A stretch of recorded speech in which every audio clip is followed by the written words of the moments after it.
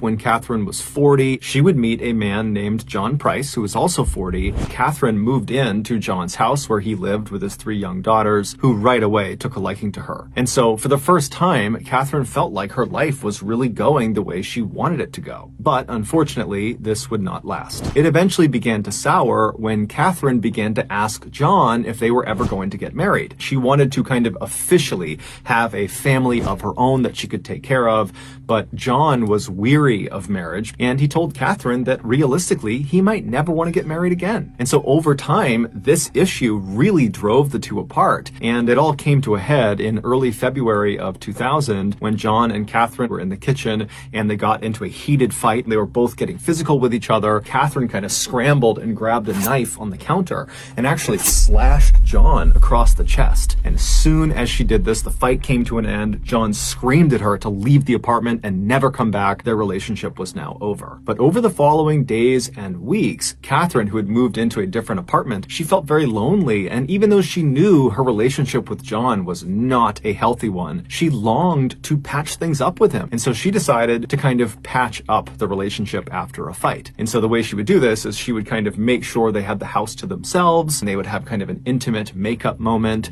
and then everything would go back to normal. So on February 29th, Catherine waited until she knew John had left for work, and she went over to his place, and she went inside, and his 3 daughters were there. She made arrangements for the 3 kids to go get picked up by a babysitter and spend the night outside of the house. Catherine said goodbye to them, and then Catherine left John's place, and she went out to get her lingerie. Later in the evening, when John came back to his house, he went inside, and he found his kids weren't there, but there was a note from Catherine that explained where his kids were and how she wanted to make up with him, and she would be back in a little while. Now, John was not happy about this. She made a decision about his kids without talking to him. That just felt so offensive and wrong of her to do. And so John begins to wait for Catherine to show up. The next morning at 6 a.m., John was supposed to be at work already, but he wasn't. And so his company, who knew he was very reliable, were concerned something was wrong. And so they sent a worker to his property to see what was going on. And so the worker, he pulls up in front of John's house and he knocks on John's front door,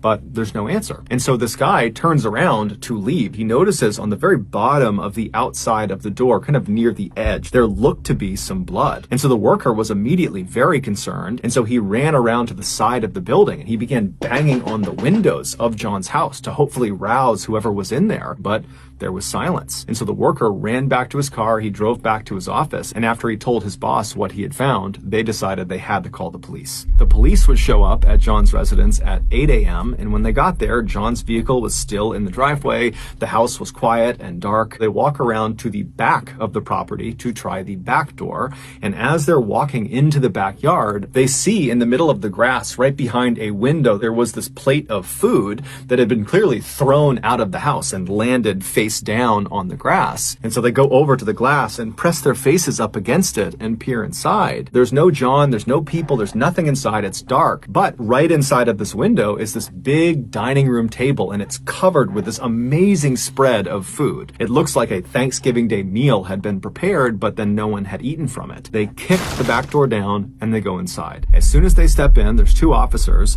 They walk straight into the house. They're calling for John. It's silent. Everything is off. Everything is quiet.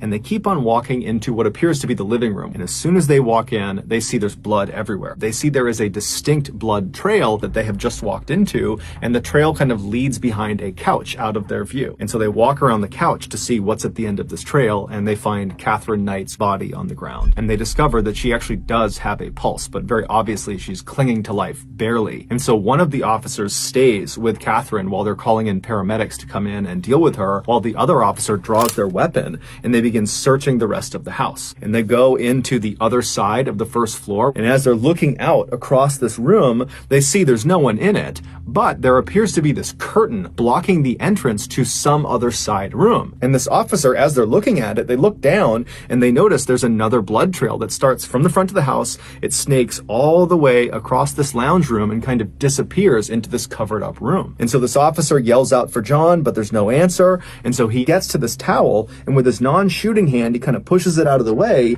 and he looks inside of this space. And it turns out to just be a small closet. There was nothing of note inside. It didn't really make sense that the blood trail had led to this closet. closet. But then, as the officer was kind of wondering why the blood trail ended here, he started to feel something cold on his non-shooting arm. And so he looked down at his arm and he saw there was this huge streak of blood. And then he stepped back in horror because he realized the curtain that he had just moved with the arm that had blood on it was not a curtain. The night before, John sat in his living room waiting for Catherine to return, but by 11 p.m. she hadn't, and he decides to just go to bed. And so he climbs into bed, he falls asleep, and then about an hour or so later, Catherine would walk into the bedroom. She had her black lingerie on that she had bought earlier in the day, and even though John was furious with her, seeing her like this suddenly made him think, you know what, all my issues with her can wait. And before long, they were getting intimate together in the bed, and then they fell asleep in each other's arms. Later in the night, Catherine would wake up. John's still fast asleep, so she's looking right at him, and she suddenly has this intense sense of disgust. She was convinced that he was taking advantage of her. And this anger inside of her boiled up, and she decided right then and there that I need to teach this man a lesson he will never forget. And so Catherine very quietly slipped out of the bed. She made her way out of the house and she got into her car and she drove across town to the apartment she had been staying in for the past couple of weeks, and she grabbed her work tools. Catherine, where she worked full-time, was a meat processing factory, and she worked on the kill floor. And so her skill set was butchering, and her tools were butcher's knives. And so she grabs her kit of butcher's knives and she drives back to John's place. She goes into the house, she makes her way into the kitchen, and she unrolls this kit full of different sized butcher knives, and she picks the one she wants, she pulls it out, she makes sure it's nice and sharp, and then she made her way into John's bedroom. When she got into his bedroom, John was still asleep, he was lying on his back, and she climbed onto the bed, being very careful not to wake him, and then when she was straddling him, she raised the knife up between her two hands, and she brought it down into his chest. John immediately shot up, bucking Catherine off of him. She went flying onto the floor, and then instinctively, John just begins running out of his bedroom. He has no idea what's happening. It's all adrenaline. He is just running through the house. But by the time he gets to the front of the house, the blood loss had caused him to be so weak he could barely stand. And so he managed to open the front door, but then he collapsed onto the ground halfway between the inside and outside of the house. And so laying there, he reached out and he grabbed the edge of the door that was partially open and tried to pull himself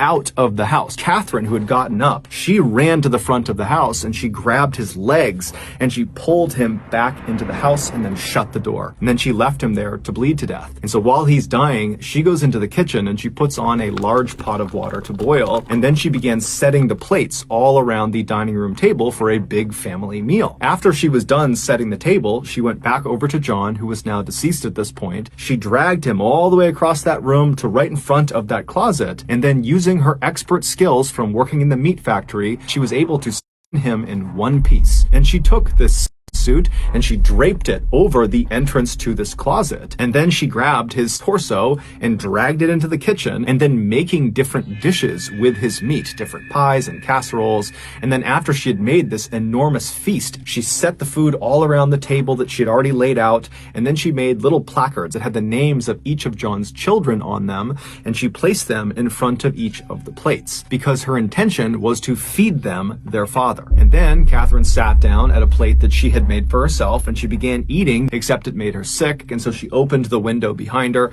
and she threw her plate of food out into the backyard. And then when she turned back around and looked at what she had done, she decided that instead of facing the consequences, she would just take her own life. And so she went into the bathroom, she grabbed some sleeping pills, she made her way into the living room and collapsed on the ground. However, when the paramedics finally showed up the following morning, they were able to save her. And so once she stabilized in the hospital, she was promptly arrested for John's murder. She would ultimately be found guilty. However, she would never take any responsibility. And then during her sentencing phase, she was given life in prison, but the judge made a special clause just for her.